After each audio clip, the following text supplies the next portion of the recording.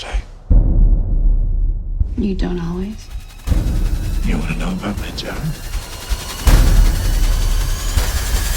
Right.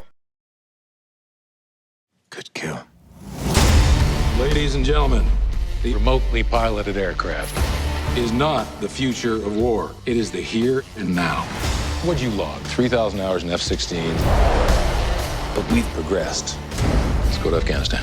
Fly and fry. Make no mistake about it. This ain't PlayStation. We are killing people. Light them up. Yes. So do you think it's important for the public to understand how wars are now being fought and how technology is advancing? Did that drive your kind of want to do good kill? You know, I can only assume that other people are interested in what I'm interested in. I'm not saying that they are, but I have no other things to go by. You know, it was interesting to me when I read it, so I had the bet that there might at least be a few other people that were like-minded. I had no vocabulary for what the drone program really was. Okay.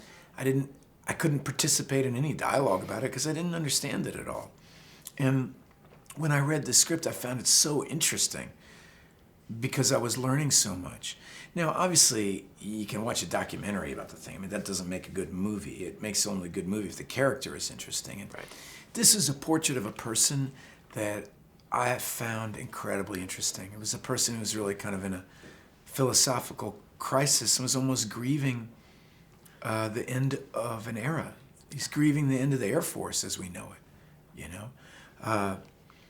And it's a little bit like how the cavalry must have felt when Jeeps started coming in and everything, you know? I mean, it's just Yeah. like, No more everybody's horses. passing you by, you know? No more horses. Doesn't matter how good a horseback rider you are, we don't need horses anymore.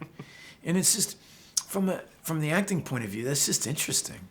Well, I was going to say as well, Zoe told actually that you do a lot of green screen in the film, so you're looking at the monitors and your character is doing the killing via monitor. You don't hear anything. But as an actor, was it hard to kind of react to nothing being on the screen, yet you had to be... No, I felt like anything that helped further the remoteness of the situation, actually. I mean, what these drone pilots are, there they are, they're dropping bombs. They don't hear the explosion. They can't smell it. They don't feel it. Their lives aren't in danger. It's a very strange, surreal experience. So anything that made it more surreal was kind of better.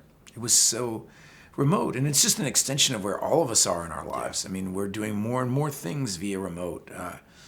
Well, I mean, drones are being used for Amazon Yeah, to right. deliver, you know, Well, maybe it's- groceries someday. It's coming more and more.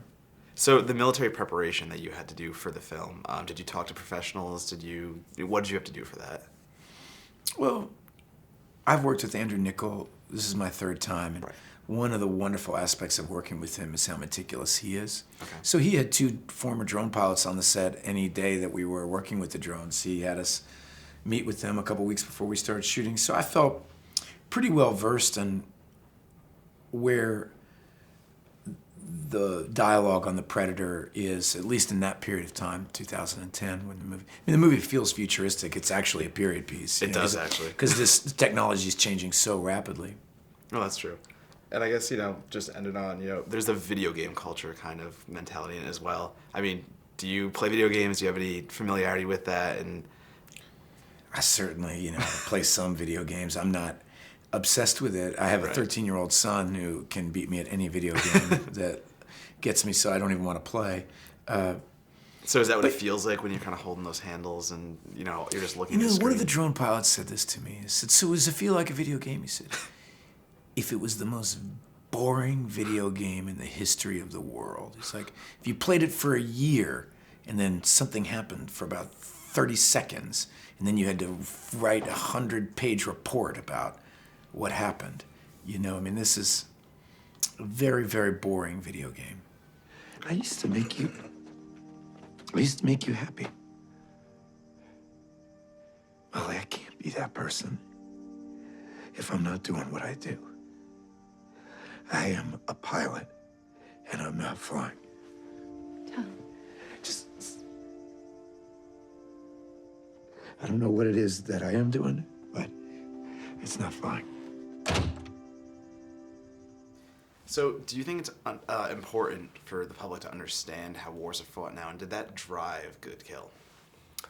It was, for me at the outset, it was important for me to know. So I was kind of educating myself, and so I guess by making the film, I'm educating the public and bringing this to light and maybe starting some conversation or provoking thought about it, because it is a completely new type of warfare. 100%. So then what started that? You just said that you wanted to learn about it yourself. Was it a specific story, or? No, it was a culmination. I kept seeing drone strike after drone strike, and then I would think, well, how does that happen? How does that work? And when you find out how it does work, it was fascinating for me. You know, there's a base outside of Las Vegas. They use Las Vegas because the terrain looks very much like Afghanistan, and they can train the drone. And then you're actually, you know, firing a target 7,000 miles away. And after you do that, you go home to your wife and kids and have that domestic battle going on. And then you go back and do it again the next day. For me, that was a really interesting drama. Was there a lot of military preparation that went in? Did you sit down with the professionals, and how long did it take to actually get a grip of what they do? I had former drone pilots who would help me authenticate what was being said, what was being done, how to show Ethan Hawke and Zoe Kravitz how to fly from 7,000 miles away, you know, what to say. So I tried to make it as authentic as possible. Okay. So now, do you feel like there's almost a disconnect? Like you said, someone is in Las Vegas doing a strike all the way across the world. Do you think there's a disconnect between how war is now fought and how we're just seeing a screen and things happen, and we don't even hear what happens? No, it's the interesting thing about the movies, though. You don't hear a single explosion because the explosion's happening 7,000 miles away. So I deliberately didn't put any sound effect in that because it doesn't happen. And of course, I think it's obvious disconnect because, you know, look what you're doing.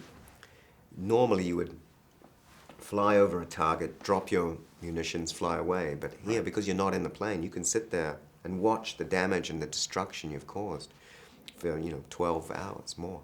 Okay. And I also noticed that when you would then go to show Ethan Hawke's family, before you got there, you would do a little shot above his house to also replicate the drone kind of feeling. Was that intentional, and if so, why? Well, I always felt that it was interesting that Ethan Hawke's character had this sort of God's eye point of view, but then maybe there was something above him as well, so I kept that viewpoint. Kept that going the whole time. And so just to end on, we've seen movies about soldiers who struggle with stress coming home, and like you deal with it when Ethan goes home. What makes Good Kill different, and how is that dealt with differently? The difference is the shame that they feel, the pilots, because they feel like cowards at times, because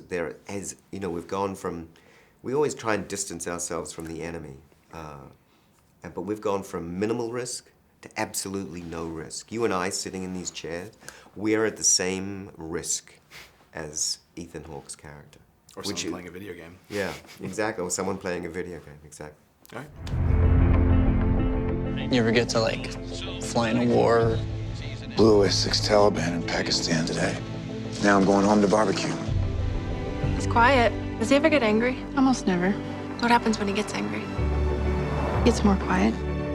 I am a pilot, and I'm not flying. I don't know what it is that I am doing, but it's not flying. Weapons away, 8 seconds. Damn it, what's that?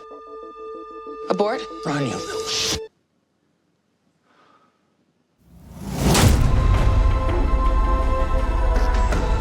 You okay? I feel like a coward. Taking pot shots from half a world away in an air-conditioned cubicle. What is it that you miss? Combat? I don't want you getting gun shy on me. We all pulled the trigger. We both know I pulled the trigger. I just want things to go back to the way they were. I'm okay! You're cleared hot. Light him up. Don't ask me if it's a just war. It's just war.